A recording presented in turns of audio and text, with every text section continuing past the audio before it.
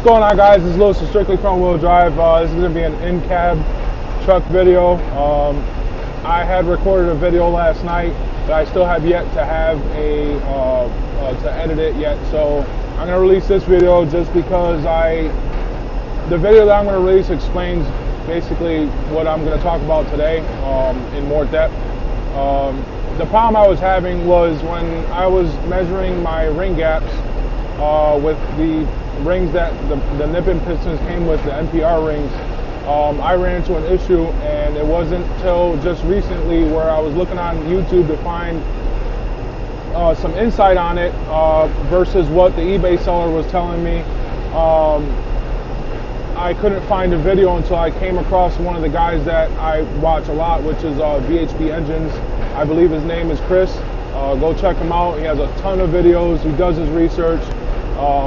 He's my go-to guy when I can't figure something out. I'll just scroll through his page and see if he made a video on it. There's a good chance that he's already talked about it and touched on the subject. So he's very informational. Go check him out. Yeah, so the NPR rings that I got, which if you watch his video, he touches up on it and does a real good video on it, explaining everything. It was basically the same thing I was having. The second ring gap was very, very, very big. From what I was looking for, from when I did my map to the gaps that I wanted to use, it was supposed to be 19 thou and 22 thou on the second ring. Now, when I measured the first ring, I just had to, shave it up a little bit, and I got it to 19 thou. When I put the second ring in, I completely lost my shit because the second ring was over 40 thou. And it was ridiculous. There was a couple, I think there was one or two that was maybe 30. I think there was one that was 30 thou. There was one that was like 32, 33 thou around there. And then there was one that was way over that. I mean, it was just, they were all over the place. So this threw me off because I know I had already measured I'm about to get loaded here in a little bit, so it's going to get kind of noisy. It kind of threw me off because I know I had measured my bores and I know what my bore size is, and it didn't make any sense to me because if I know my stock bore and I'm ordering standard size 81 millimeter rings, then I shouldn't have to deal with an issue where any of the rings are bigger than the gap that I'm supposed to be running or I want to run. You know what I mean? They're supposed to be anywhere between the the specs. So threw me off. I lost my shit. I tried to look up some information online.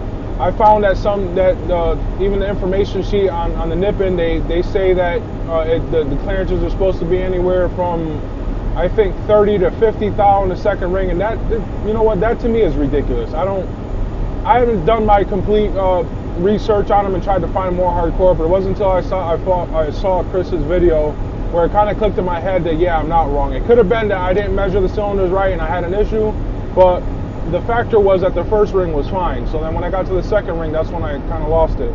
So for a second I doubted myself, but I didn't doubt myself at the same time because I knew, I know what the cylinder bore is. I had already measured it. So for whatever reason, I hit these guys up and they're saying that they're supposed to be between 30 and 50. And that to me is ridiculous. So what they did was they said send the rings back, and they said they'll send me a file fit set, and they weren't even offering to pay the shipping. So now I got to spend more money on top of the money I spent for the kit that I bought with the pistons and rods to ship back a ring set that they should have, whether it's a manufacturer defect or what, that they should be checking their product. I had to pay for shipping to send them back to get another ring set, and it's just I said, screw that. I'm not spending any more money on shipping, and I'm just gonna go to my local performance shop, and I went down there and I picked up a set of rings. They were Super Tech rings, and I tell you what, I barely had to file these things down. And it fit beautifully, everything went smooth, and I honestly, like, with NPR rings, I'm going to tell you right now, I'm completely done. I'm not dealing with NPR rings. I believe there's no reason why the ring gap should be that big, but yeah, I just wanted to touch up on the quick touch up on that, what happened. But you'll see the next video where I show you more in depth and all that stuff, and I'll actually put the ring in there and show you. But yeah, I'm sorry it's a short video, just a 5-minute video real quick. I just wanted to touch up on that. Thanks for watching, guys. Stay tuned for the next video. It's coming out soon.